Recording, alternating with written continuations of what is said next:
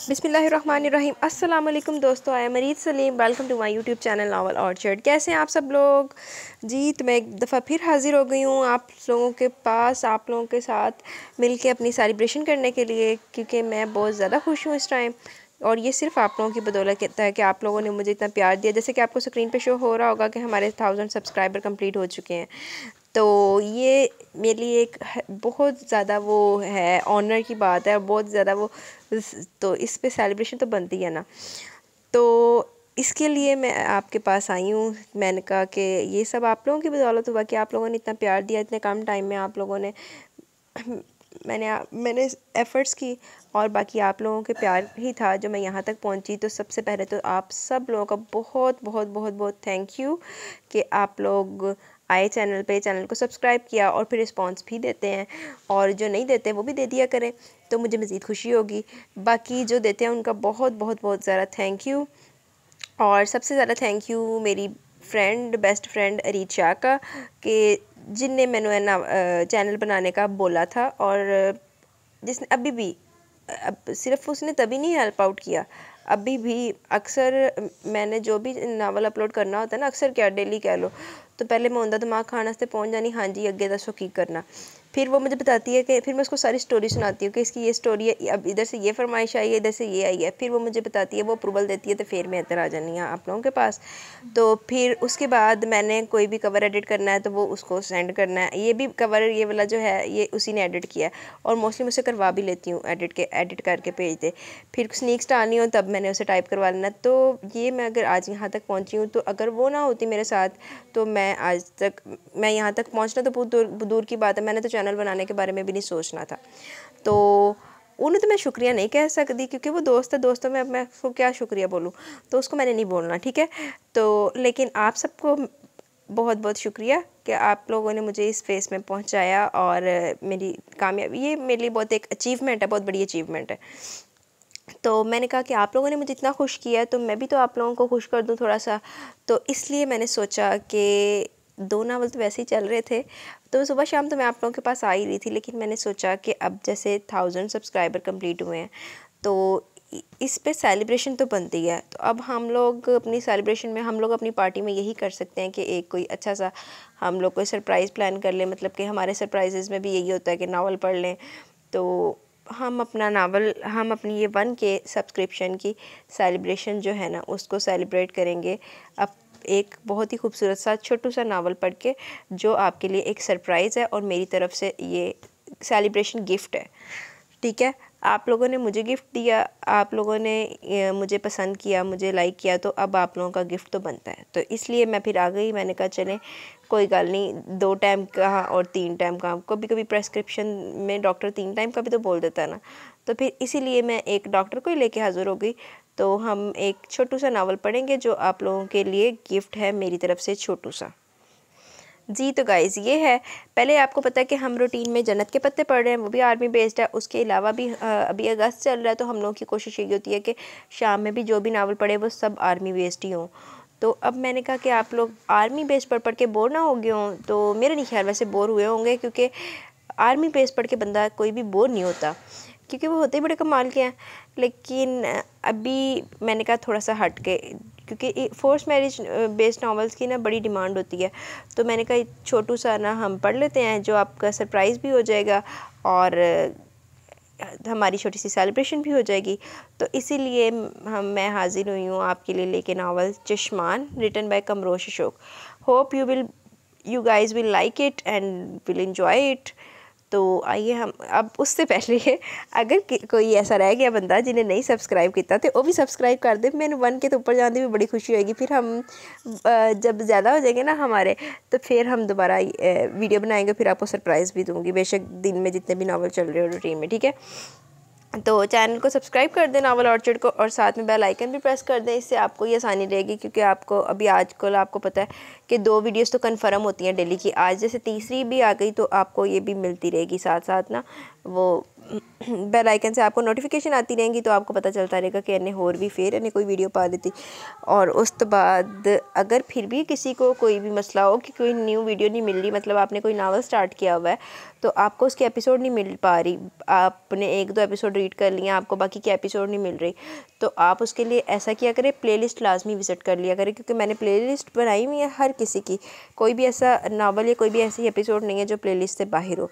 तो मुझे आपका ख्याल है तो मैं बनाती हूँ। तो आइए हम अब अपने सरप्राइज़ की तरफ चलते हैं, मतलब कि अपने नावल स्टार्ट करते हैं। ये फोर्स मैरिज बेस्ड नावल है। इसमें जो हमारा डॉक्टर हीरो है वो डॉक्टर है, और जो हीरोइन है वो बेचारी मासूम है वैसे ही, तो हीरो से मेरा ख्याल छोटी एज की है थोड़ी सी। तो चश्मान नावल हम रीड करने जा रहे हैं कमरोश अशक का, जो आपके लिए एक सरप्राइज़ है। तो आइए इसको स्टार्ट करते हैं, ये आज हम कंप्लीट ही पढ़ेंगे। Let's start. डॉक्टर शहकासा जल्दी चलिए, एक इमरजेंसी केस आया। नहायत उजलत में वो नर्स रूम में एंटर हुई थी। चेहरे पर बदहवासी वाज़ेह थी। डॉक्टर शहकासा अपने पेशेंट को छोड़कर जिसे वो देख रहे थे अपनी सीट से खड़े हुए, अपना स्टेथोस्कोप संभाला और नर्स के साथ हो लिए। चश्मान स्ट्रेचर पर बेसुध खून में शराबूर बेहोश पड़ी लड़की को देखकर वो एक लम्हे भर के लिए गोया सकते में ही रह गया, अपनी कैफियत पर काबू पाया। ओ माय गॉड डॉक्टर शहकासा, ये तो पुलिस केस है। डॉक्टर शहकासा को खड़ा देखकर डॉक्टर अफशा दौड़ती हुई इनके पास आई।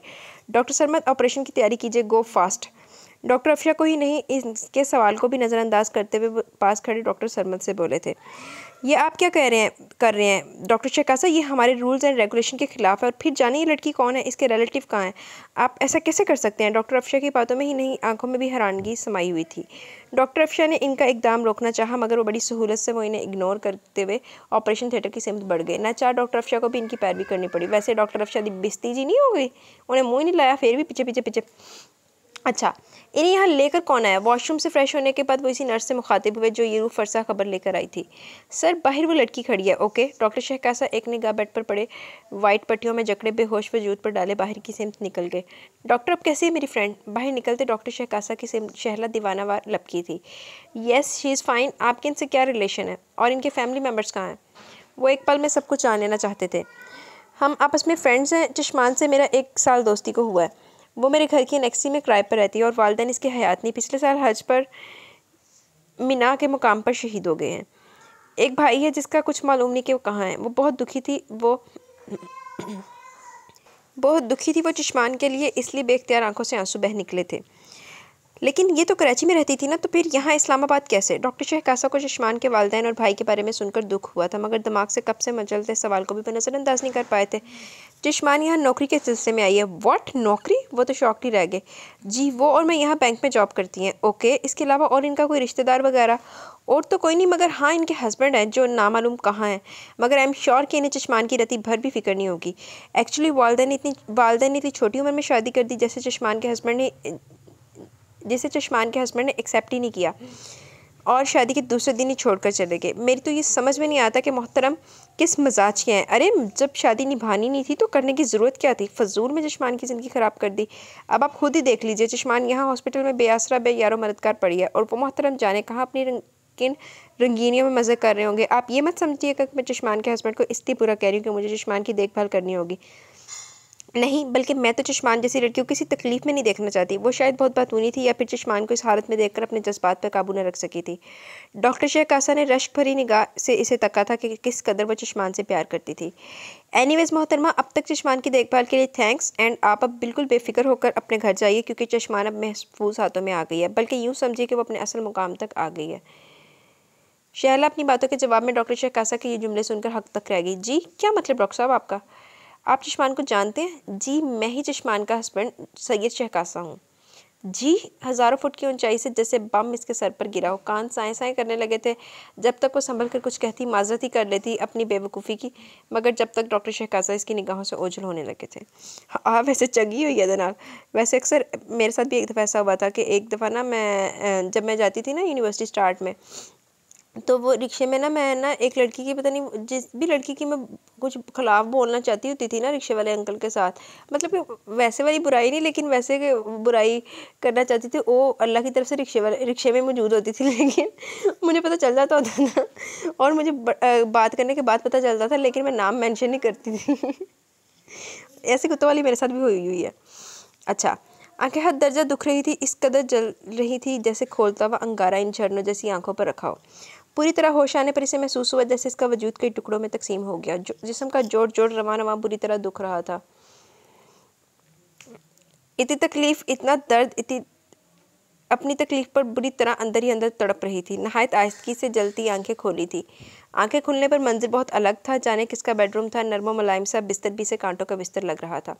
अपने जख्मों की तकलीफ़ों से उठती टीसों की वजह से वो इस शानदार से कमरे तक का जायज़ा नहीं ले सकी थी। ऐसी बेपनाह तकलीफ में इसके सामने अपनी प्यारी मरहूम माँ का चेहरा गर्दिश कर रहा था। काश वो होती तो इनकी नरम नरम ममता भरी आगोश में छुप जाती, मगर बदकिस्मती के अल्लाह ने वो चेहरा इससे छीन लिया था। कितने ही गर्म सियाल थे इसकी आंखों के गोशों से टूटे और सर पर बंधी सफ़ेद पट्टी में जज़ब होने लगे थे। दरवाज़ा खुलने और बंद होने की मध्यम आवाज़ कानों में पड़ी। कोई नफूस अंदर कमरे में आया था। कदमों की चाप से महसूस हो रहा था कोई इसी की सिमत बढ़ रहा है। चश्मान, अब कैसा फील कर रही हो? वो शख्स चेयर घसीट कर बेड की करीब रखे इस पर विराजमान हुआ था। चश्मान ने चेहरे का रुख हल्का सा मोड़ा, मगर जब निगाहें इन निगाहों से टकराई तो बहुत शिद्दत से अपने लिए मौत की दुआ मांगी थी इसने। जिस्म पर लगे इन जख्मों से उठती तकलीफ से ज़्यादा रूह पर लगे इन जख्मों की टीसें ज़्यादा गहरी थी जो सामने बैठे इस शख्स ने 2 साल पहले दी थी। वो ज़ख्म वो तकलीफ़ तो आज इतने साल गुजर जाने के बाद भी इस तरह ताज़ा थी जिसके एहसास से वो लम्हे भर भी बाहर नहीं आई थी। आंखें अपनी बदकिस्मती पर, अपनी बेबसी पर शिद्दत से बरस पड़ी थी। इस शख्स के सामने इसकी निगाहों के बिल्कुल करीब होने पर वो एक बार फिर नए सिरे से बिखर कर रह गई थी, मगर मुकाबिल को इसके एहसासात और जज्बात से रत्ती भर भी सरोकार नहीं था, परवाह नहीं थी। चश्मान, कैसा फील कर रही हो अब तुम? शेख ऐसा समझे शायद चश्मान ने सुना नहीं तो चेयर से उठकर इसके करीब बिल्कुल पास बैठ गए। इसके पट्टियों में जकड़े सर को आहिस्ता से थामे वो इस पर थोड़ा सा झुके थे। ये लगावट, ये हमदर्दी, ये लहजा क्या मानी अखज़ करे वो इस अंदाज से। वो इसके करीब था, सर पर रखा इसका भारी मजबूत हाथ ऐसा था जैसे कोई बहुत ही वजनी सिल इसके सर पर रख दी गई हो, जिससे अपना वजूद गड़ों में धंसता हुआ महसूस होने लगा। कोई और वक्त होता तो वह हाथ बुरी तरह झटक देती, इसके करीब से हट जाती, दूर हो जाती, मगर वो तो जैसे बिल्कुल ही अपाहज हो गई थी। इस एक्सीडेंट ने इसकी सारी कुव्वत व ताकत सलब कर दी थी। बस तो ये हुआ कि आंखें आहिस्तगी से मींच ली थी और रुख इसकी सीम से तकरीबन फेर लिया था। और डॉक्टर हो के एडा पागल शिका सानू पता नहीं लगता मरीज़ का पहले ही सिर टुटिया होया, होर अपना वजन पा के हाथी जैसा ते ओहदा होर सिर का बेड़ा गर्क करना। अपने सवाल के जवाब में चश्मान के इस रद्द-ए-अमल इन्हें चौंकाया नहीं था। वो ये तो जानते थे कि एक ना एक दिन चश्मान का सामना इनसे ज़रूर होगा, मगर इस हालत में ये तो ख्वाब में भी न सोचा था। चश्मान, इन्होंने धीरे से पुकारा, मगर जवाब न दारित। कुछ देर वो इसके होंठों से करीब इसके गहरे ज़ख्म को तकते चले गए। शायद इस ज़ख्म की तकलीफ से बोला न जा रहा हो। भीगी पलकों को बकौर तकने के बाद सामने टेबल पर पड़े ज़ख्म के ट्यूब और थोड़ी सी काटन उठाई थी। ट्यूब कॉटन पर लगाकर इसके चेहरे पर झुके थे। चश्मान के चेहरे को आहिस्तगी से थाम कर अपनी सीमत किया और इसके होंठ के पास पड़े ज़ख्म पर ट्यूब लगाने लगे। चेहरे पर पड़ने वाली दहकती उंगलियों के लमस पर वो जी जान से काम कर रह गई। जलती हुई आंखों को पट से खोला तो शहकासा को खुद पर झुका पाया। लम्हों में वो पसीनों में नहा गई थी। इतनी बेबस तो वो कभी भी नहीं रही थी जितनी इस वक्त। आंखें खुलने पर शहकासा ने मुस्कुराकर इसकी आंखों में झांका। बहुत तकलीफ़ हो रही है ना, लेकिन तुम ज़्यादा इसे खुद पर सवार मत करो। मैं हूँ ना, मैं तुम्हारी दिन रात देखभाल करके तुम्हें सेहतयाब कर दूंगा। तुम पहले की तरह हो जाओगी। वो इस तकलीफ़ को ज़ख्मों से उठने वाली तीसों से मशरूत कर रहे थे, जबकि ये तकलीफ़ तो तुम्हारे मेरे पास आने और मुझे छूने से मज़ीद 2 चंद हो गई है। शहकासा के चले जा ट्यूब लगाकर वहाँ से चले गए थे, क्योंकि हॉस्पिटल से इनकी कॉल आ गई थी। कितनी पुरसुकून हो गई थी शहकासा के चले जाने से।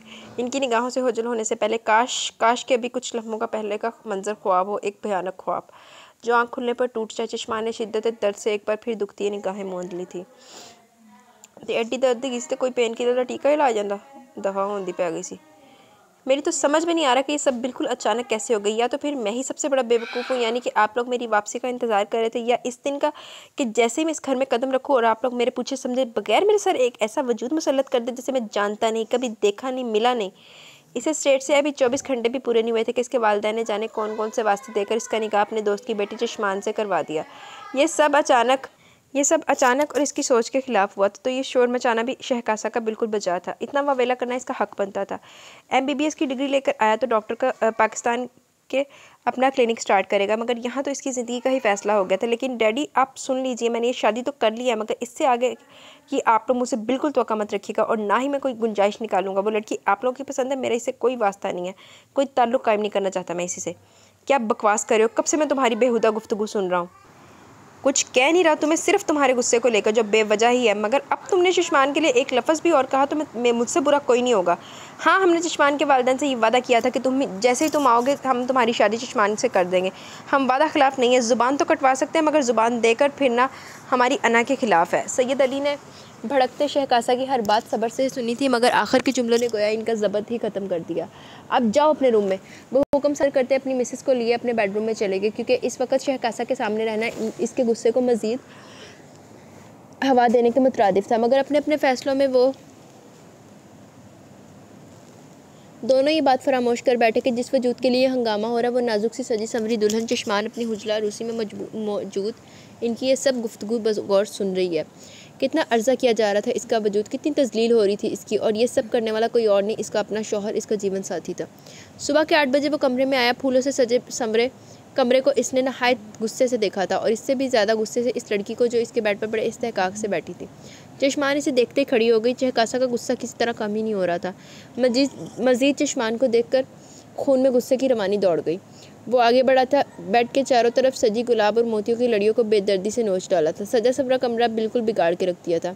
अब बारी चश्मान की थी, जो शहकासा की इस कार्रवाई के दौरान एक साइड पर डरी सहमी खड़ी हो गई थी। शहकासा आंखों में अंगारे लिए इसकी सिमत बढ़ा था। जुनूनी अंदाज में चश्मान के बुरी तरह दोनों बाजू दबोचे। क्या समझती हो तुम मुझ पर ज़बरदस्ती मुसल्लत कर दी जाओगी तो मैं तुम्हें कबूल कर लूँगा, तुम्हें तुम्हारा हक दे दूँगा?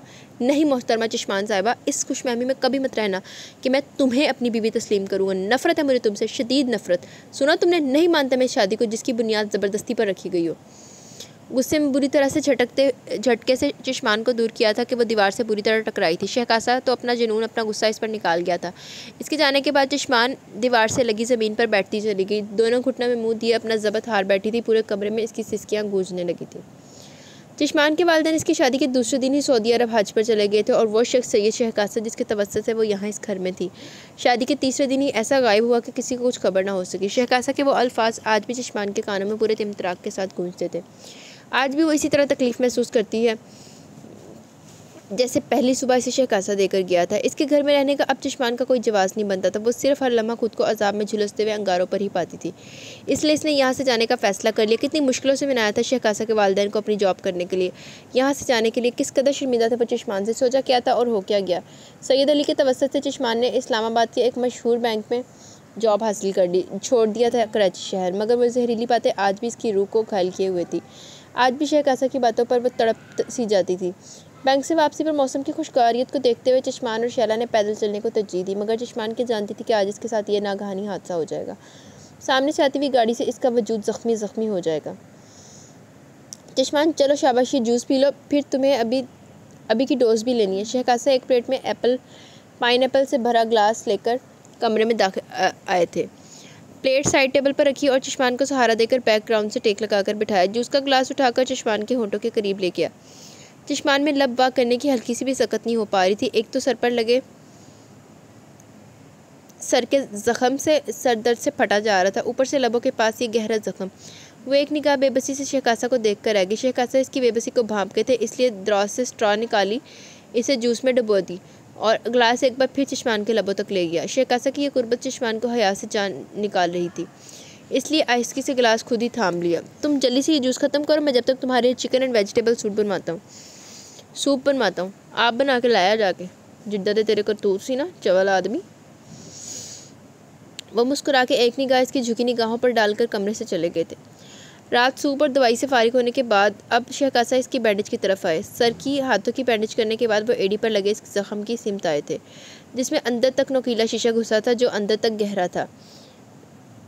शहकासा ने चश्मान का नाजुक पैर थाम लिया। जाने ज़ख़म की तकलीफ़ थी या इनके छूने के एहसास के चश्मान ने कसमसा कर पैर सुकेड़ने चाहे। अरे रुको भी, अभी बैंडेज नहीं हुई है। शहकासा चश्मान की कैफे से यकसर अनजान इसके ज़ख़म का गहराई से मुआयना कर रहे थे कि चश्मान ने पैर सुकेड़ लिए, जिसे शहकासा ने दोबारा थाम लिया। प्लीज़ इसे रहने दीजिए। बड़ी मध्यम और दिक्कत करके आखिरकार वो बोल पड़ी थी, मगर मुकाबिल ने जैसे सुना ही नहीं था। ये लो, हो गई इसकी भी बैंडेज। वो दोनों हाथ छाड़ के खड़े हो गए और निगाह चश्मान के जर्द पड़ते चेहरे पर गाड़ दी। ओ माय गॉड, ये क्या हुआ? वो पल में इसके पास आए, लबों के करीब पड़े ज़ख़म से खून रसने लगा था। आज जरा तू बोल नहीं है ना, बंदा चुप भी रहा ले, वैसे चुप रहना बहुत औखा काम है। मैंने भी हिसाब लगाया, मैं सिर्फ उस टाइम चुप रह सकती हूँ जब मेरे हाथ में फ़ोन हो और मैं नावल पढ़ रही हूँ। उसके अलावा मैंने अपने आप को एक दफ़ा मैंने कहा कि अब मैंने नहीं बोलना, मैंने चुप रहना है। मैंने 1 घंटा में चुप बैठ गई, मेरा मुँह दुखने लग पड़ा चुप रह के। लेकिन वही अगर मैंने ये भी एक्सपेरिमेंट किया और यही एक्सपेरिमेंट मैंने 1 घंटा फ़ोन हाथ में लेके ना मैं नावल पढ़ना शुरू कर दिया। मेरी आवाज़ नहीं निकली, किसी को भी मेरी आवाज़ नहीं पहुंची। मैं कहा ऐसे चुप रहना आसान है, वैसे चुप रहना बहुत औखा काम है। वो जल्दी से वॉशरूम भागे, छोटे से बॉल में नीम गर्म पानी में थोड़ा सा डिटोल डाले, इसके नज़दीक बैठ के रुई से पहले ज़ख़म साफ़ किया। चश्मान ने सख्ती से अपनी आंखें मींच ली थी। लबों के ज़ख़म से फारिग होने के बाद वो चश्मान की सराहीदार गर्दन पर पड़े ज़ख़म की सफाई करने लगे जो किसी चीज़ से छिल गई थी। चश्मान के अंदर की दुनिया तहबाला हो गई, रीढ़ की हड्डी पूरी तरह सुनसना उठी। तकलीफ़ की शिद्दत से इसके लबों से दर्द भरी से कराह निकली। शहकासा ने चश्मान के लरसते लबों को देखा और फिर इसकी बंद भीगी पलकों को बगौर तका। कितने ही पल यूं ही इसे तकते बीत गए, स्टैचू हो गया सी। वैसे ना चश्मान को एक फ़ायदा हो गया, एड्डा बड़ा एक्सीडेंट होया, अगर यही इतनी सारी बैंडेज या वो हॉस्पिटल में रहती तो कितना खर्चा होता इसका। यदि बैंक की 1 महीने की तनख्वाह इत्थे ही लग जानी सी, बल्कि हो सकता ज़्यादा ही लग जाती। तो घर दा डॉक्टर लभ गया इनू। हीरोइन ने भी माफ़ी जल्दी दे देनी, लेकिन झटका तो शकासा को भी लगा था, ज़ोर का झटका। हाय ज़ोरों से लगा तो था उसको कि एक बंदा एनएड से बाद वापस आ रहा है तो उन्होंने हाल 1 दिन भी नहीं होया तो उन्होंने कहो कि ब्याह कर लगे तेरा। या तो उसके पेरेंट्स उसको पहले बता देते कि भाई तू आ रहा है तो तेरा सी ब्याह करना है, तो वो अलग बात थी। अब आते ही झटका दोगे तो फिर शॉक से आफ्टर शॉक्स तो आएंगे ना। शहकासा की 1 माह की मुकम्मल देखभाल ने चश्मान को कुछ बेहतर सेहतयाब कर दिया। पहले की तरह वो बिस्तर से लगकर नहीं रह गई थी, बस थोड़ा बहुत चलने में दिक्कत हो रही थी। इस वक्त वो मुलाजमा नूरी की मदद से बाहर लॉन की सीढ़ियों पर बैठ गई थी और अपनी पुरानी गुज़िश्ता यादों को याद कर रही थी। क्या ज़िंदगी है मेरी। वालदैन ने ऐसे शख्स से शादी कर दी जिसने शादी वाली रात ही इसके वजूद को तस्लीम करने से इनकार कर दिया और छोड़कर चले गए इसे इस घर में अकेला। वालदैन के इस दुनिया से चले जाने के बाद मज़ीद अकेला और तन्हा पड़ गई, सास ससुर के होने के बावजूद। एक भाई है जिसका कुछ अता पता नहीं, और आज किस्मत फिर से इसी शख्स के दर पर ले आई जो मेरी नफ़ी ही करता रहा है। 2 साल का वक्फा बहुत होता है जुदाई का, और आज शहकासा 2 साल बाद मेरे साथ है। मेरी परवाह करे तो सिर्फ इस एक्सीडेंट के कारण। वो डॉक्टर है, अगर मुझसे हमदर्दी करें तो इंसानियत के नाते, शौहर की हैसियत से नहीं। हाँ, यही वजह जो शहकासा मुझे बर्दाश्त करे, मगर मैं बहुत जल्द यहाँ से चली जाऊँगी। ऐसी ही सोचों में काफ़ी वक्त बीत गया था। इसका सूरज की बनफशी किरणें अलविदा कह चुकी थी। अब चांद बालों से झाँक कर खुश आमदीद कह रहा था। बैठे बैठे थक गई तो रेलिंग के सहारे से खड़ी हुई थी। बमुश्किल वजह एड़ी का वो गहरा ज़ख्म जो जिस्म पर पड़े और ज़ख्मों की तरह भरा नहीं था, इसलिए चलने में अभी कुछ दुश्वारी थी। तकलीफ़ के आसार इसके चेहरे पर बहुत वाज़ेह थे। संदली रंगत सुर्ख हो गई थी। इसी वक्त शहकासा की गाड़ी बंगले में एंटर हुई और सबसे पहले निगाह शहकासा की लड़खड़ाती चश्मान पर पड़ी थी। वो पहली फुर्सत में गाड़ी से उतरे चश्मान की सिमत भागी। चश्मान, क्या हुआ, इतनी ठंड में यहाँ क्या कर रही हो? वो अब तक इतना जान चुके गए थे कि चश्मान इनकी किसी बात का जवाब नहीं देना चाहती, इसलिए आहिस्ती से इसे सहारा देने के लिए इसका हाथ थामा था, जिसे चश्मान सहूलत से झटक चुकी थी। प्लीज़ आप रहने दीजिए, वैसे भी आपके मुझ पर बहुत एहसानात हैं। शहकासा ने इस अंदाज़ को नहायत चौंक कर देखा और अंदर की सिमत बढ़ने लगे थे। चश्मान शहकासा के इस अंदाज़ पर अंदर तक हरासा होकर रह गई। इसके तो वहम गुमान में भी ना था, मगर जब तक वो कुछ और सोचती शहकासा इसे आराम से बेड पर डाल चुके थे। मेरे लगता है इन्हें चक के लै गया। इस दौरान शहकासा का चेहरा चश्मान के चेहरे से तकरीबन मस हुआ था और ये सब पलक झपकते हुआ था, और इस पल में चश्मान शर्म और हया से दूरी होने लगी थी। माथे पर नन्हे नन्हे मोती उभरने लगे थे। खाना खाया तुमने? वो इसकी कैफियत को यकसर फरामोश किए इससे पूछ रहे थे। शायद मुकाबिल पर इस कैफियत का कोई असर ना था जिसमें चश्मान खिली थी। मैंने पूछा, खाना खाया तुमने? अब की आवाज़ में गुस्से के साथ सख्ती और रोब भी था। चश्मान सहम कर रह गई और सर को नफ़ी में हिलाया। शहकासा ने तेज़ नज़रों से चश्मान के झुके सर को देखा और बगैर फ्रेश हुए कमरे से बाहर निकल गए। 10 मिनट बाद इनकी वापसी हुई, हाथ में ट्रे थामे जिसमें इसके लिए परहेज़ी खाना था। अपने हाथों से खाना खिलाया जिस पर वह चूँ भी ना कर सकी, क्योंकि शहकासा के गुस्से से वो वाकिफ़ थी।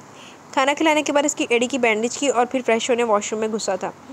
चश्मान ने नहायत दुख व बेबसी से बंद दरवाजे को तका और फिर सोने की कोशिश करने लगी। जाने कब आँख लगी थी, कब वो बाहर निकले। आखिर बेड पर दराज हुए वो बेखबर सो रही थी। नूरी ज़रा ये फ़ोन सेट पकड़ाना मुझे। वो इस वक्त लाउंज में आरामदेह सोफ़े पर इजी होकर बैठी थी कि काम करती नूरी से फ़ोन सेट मांगा था, जिसका वो फ़ौरन हुक्म बजा लाई। शहकासा क्लिनिक किए हुए थे, वरना इनकी मौजूदगी में वो ज़्यादातर बेडरूम में ही रहती थी। इतना तो वो जान गई थी कि शहकासा इससे लापरवाह बिल्कुल न थे। लम्हे की रिपोर्ट थी इनके पास चश्मान की। इसकी हर ज़रूरत का ख्याल रखा था। इन्होंने कितने ही रेडीमेड ड्रेस इसके लिए वार्डरोब में रखवा दिए थे। इस वक्त भी वो इन्हीं का लाया हुआ शलवार कुर्ता ज़ेबतन किए हुए थी। रिसीवर कान से लगाए कराची का नंबर डायल करने लगी। वहाँ अपने सास ससुर से दिल भर के बात की, अपनी खैरियत के बारे में बताया, मगर एक्सीडेंट का किस्सा बिल्कुल नहीं बताया ताकि वो परेशान ना हो, और ना ही अपनी रहाइश के बारे में कुछ कहा कि आखिर एक ना एक दिन तो यहाँ से चले ही जाना है। फिर क्यों खुशफहमियों में घिरती। सैयद अली से पता चला कि इसका भाई जैन आ चुका और इसे ढूंढ रहा है। कितनी खुशी हुई थी ये जानकर कि इसका अपना भी कोई सगा है, अपना खून है जो इसकी परवाह करता है। इसी वक्त इसने अपने बड़े भाई जैन से बात की। अभी बात करके फारिग हुई थी। चेहरा रोशन था, धनक रंगों की तरह खिला जा रहा था। लबों पर ज़माने भर की मुकम्मल मुस्कान थी, निगाहें खलाओं में यकटक थी। जभी इसी वक्त डॉक्टर अफशा अंदर एंटर हुई थी और सामने मौजूद वजूद को देखकर लम्हे भर के कदम ठिठक गए थे। तुम यहाँ क्या कर रही हो? डॉक्टर अफशा दौड़ती हुई इसके पास आई। चश्मान चौंक कर रह गई। हेलो, आ गई हो देख और सौतन। सवालिया निगाहें डॉक्टर अफशा के चेहरे पर टका दी। अरे डॉक्टर अफशा, आप कब आई? शहकासा भी इत्तेफाक से इसी लम्हे अंदर आए थे, मगर डॉक्टर अफशा का जुमला ना सुन सके थे। मैं अभी आई हूँ। शहकासा को सामने पाते तो इसका चेहरा कलियों की मानद फूटने लगा था। लेकिन डॉक्टर शहकासा, ये यहाँ क्या करिए? कहीं ऐसा तो नहीं कि बेआसरा पेशेंट को आपने अपने घर में पनाह देने का काम शुरू कर दिया है? लबों पर तंजिया मुस्कुराहट और चुभती निगाहें इजी और बेतकल्लुफ़ बैठी चश्मान पर गड़ी थी। चश्मान तो ये सुनते ही सकते में रह गई। ज़मीन पर जिंदा दफन होने का दिल शिद्दत से कर रहा था। डॉक्टर अफशा के लफ्ज़ों पर चश्मान ने अपने सुकड़े पाँव सोफे से नीचे लटका दिए। ये आप क्या कह रही हैं डॉक्टर अफशा? शहकासा का खुशगवार मूड बिगड़ के रह गया, जो चश्मान को देख के ही खिला था।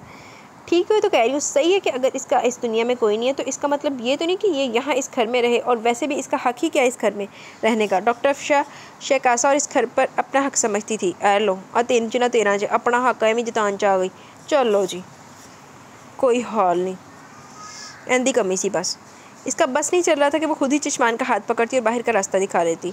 और चश्मान इसका तो वो हाल था कि काटो तो बदन में लहू का एक कतरा नहीं। बहुत सहम और खौफजदा होकर उसने डॉक्टर अफशा के बराबर में खड़े शहकासा पर निगाह उठाई। शहकासा चश्मान की इस निगाह पर अंदर तक कट कर रह गए। नहायत घूर कर उन्होंने डॉक्टर अफशा को तका था, और इसी लम्हे उन्होंने डॉक्टर अफशा की निगाहों में चश्मान के लिए हंसतो जलन देखी थी और अपने लिए मोहब्बत का ठाठे मारता समंदर। मगर बात संभालना वो खूब जानते थे। क्या ये हक़ काफ़ी नहीं कि ये इस घर की मालकन है? शहकासा ने जितने पुरसकून लहजे में कहा था, डॉक्टर अफशा को इतनी शिद्दत का जोरदार झटका लगा। इसने चौंक कर शहकासा के पुरसकून चेहरे को बकौर तका। जी हाँ, she is my wife, Mrs चश्मान शहकासा।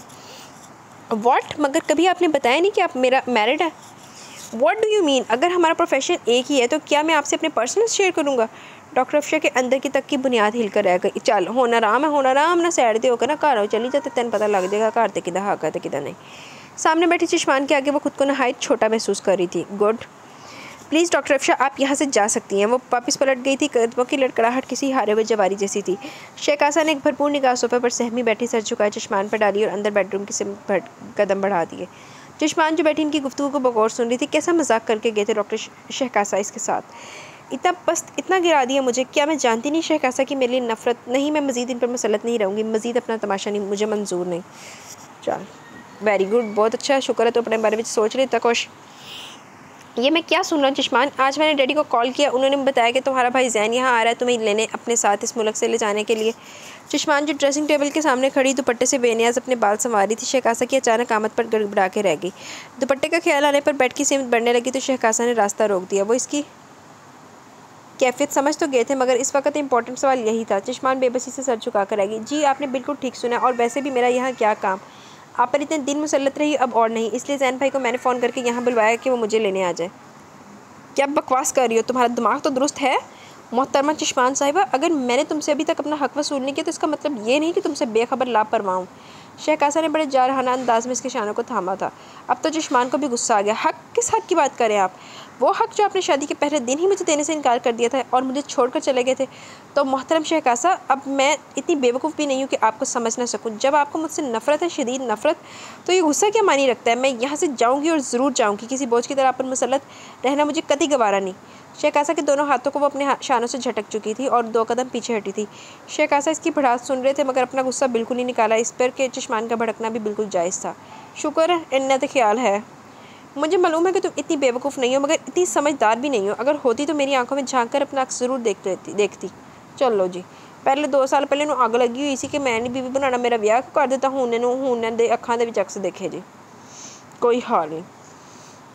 शेख हासन ने नरमी से इसकी मरमरी कमर में अपना बाजू डाला और झटके से इसे करीब किया था कि वो बिल्कुल शेख हासन के हसार में कैद होकर रह गई। खुली जुल्फ़ें शाना पर आगे की लटे से भी चेहरे पर झूलने लगी थी। मुझे मालूम था, बल्कि यकीन था कि एक ना एक दिन तुम्हें मेरे पास ही आना है। कल जो कुछ हुआ इन्हें बुरी यादें समझकर भुला दो। आज या आने वाले कल में जो होगा इसे याद रखो। वो इसके रुखसार पर झूलती उलझी लटों को सुलझाने लगे। मैं तुमसे शदीद नफ़रत करता था, जो कि वक्ती जज्बा था, मगर आज मैं तुमसे शदीद मोहब्बत करता हूँ, तुम्हें चाहता हूँ। बल्कि इस 2 साल की जुदाई में मैंने तुम्हें शिद्दत से याद किया। चश्मान, मैं भी तुमसे यही तवक्का रखता हूँ कि तुम भी मुझे चाहो, मुझे देखो। लो जी, डिमांडा चेक करो। 2 साल बाद पता नहीं कितना एडा ही तू याद किया सी, जाकर लै आंदा बुढ़ी नूं मना के मिन्नतां करके। लेकिन नहीं, हुण जे कुदरत वल्लों ही आ गई ते मैं तेनूं यही तवक्का रखना कि मैनूं चाह ते मैनूं देख। एडा जे एडी अकल दी अन्नी है ना, वो है वैसे अकल दी अन्नी, उन्हें करना यही कुछ ही है। वो ज़माने भर की वारफ्तगी लिए इसके झरनों जैसी निगाहों में झांक रहा था। आप मुझसे ज़बरदस्ती ऐसा कुछ नहीं कर सकते, छोड़िए मुझे। वो अपनी कमर से इसका हाथ हटाने की कोशिश कर रही थी, जो कि नाकाम ही रही। एक दफ़ा छोड़ने की गलती कर चुका हूँ जाने शेख कासा, और गलतियाँ दोहराना सैयद शेख कासा की फितरत है ना, आदत। लो, पहले वो बाले जान थी तो हुण जान बन गई। और रही ज़बरदस्ती, तो मैं ये भी जानता हूँ कि तुम मुझसे प्यार करती हो और इसका इकरार भी करोगी, और इस इकरार के लिए मुझे सुबह तक का इंतज़ार करना है, जो मैं कर सकता हूँ। I am right Mrs? ज़ुमानी लहजा बहुत कुछ पावर करवा रहा था, जो कि वो समझ चुकी थी। गरम गरम सांसों के थपेड़े और शहकासा के बेबाक जुमलों ने चश्मान को सहमा डाला था। जिस्म का सारा खून जैसे चेहरे पर आ ठहरा हो, पलकों का साया फिगर रुखसार पर गिरा लिया था। इसकी हर कैफियत को वो बगौर तक रहे थे। सही तो कह रहे थे वो, प्यार तो करती रही हूँ मैं इनसे, शादी की पहली रात की बदसलूकी के बावजूद, 2 साल की जुदाई के बावजूद। मशरक़ी लड़की है ना, निकाह के 2 बोलों में कैद होते ही अपना तन मन धन अपने शौहर के नाम ही कर देती है। दिल सिर्फ एक ही नाम की माला जपता है, और यही चश्मान के साथ हुआ था। चश्मान, शेख हासन ने थोड़ी से पकड़कर इसके चेहरे को ऊपर उठाया। मेरी गलती माफ़ नहीं करोगी? मैं मानता हूँ कि पिछले 2 सालों से तुमने बहुत असियत उठाई है, मगर मैं मानता हूँ कि मेरे वालिदा ने मेरे यहाँ आने पर फ़ौरन शादी कर दी, जिसके लिए मैं 1% भी तैयार ना था, क्योंकि इस वक्त मुझे पर अपने प्रोफेशन का भूत सवार था। मगर तुम्हें दुख देकर मैं भी बहुत तकलीफ़ में रहा हूँ, तो जिद्दों दुख देकर जो एहसास हो गया सी ते ना तकलीफ़ च रहिंदा जाके लैंदा। मगर अब से मैं तुम्हें कोई दुख तो कोई तकलीफ़ नहीं दूंगा। तुम्हारी एक एक अजियत का, एक एक आंसू का उजाला कर दूंगा। तुम्हें ढेर सारी खुशियाँ, ढेर सारा प्यार दूंगा। मुझ पर भरोसा करो चश्मान, मैं तुमसे बहुत प्यार करता हूँ। जानती हो, इस प्यार में मैंने शिद्दत इस वक्त महसूस की जब तुम्हें हॉस्पिटल में खून में शराबूर देखा। इस पर मुझे ऐसा महसूस हुआ जैसे अगर तुम्हें कुछ हो गया तो मैं दुनिया का सबसे हारा हुआ शख्स होऊंगा। बड़ी छेती ख्याल आ गया। शेख हासन धीरे धीरे इसके कानों में प्यार का अमृत टपका रहे थे, इसे अपनी सच्चाई पर यकीन दिला रहे थे, अपने प्यार पर यकीन दिला रहे थे। चश्मान, कुछ बोलोगी नहीं? चश्मान ने गिरती घनेरी स्याह पलके पर मुश्किल उठाई थी।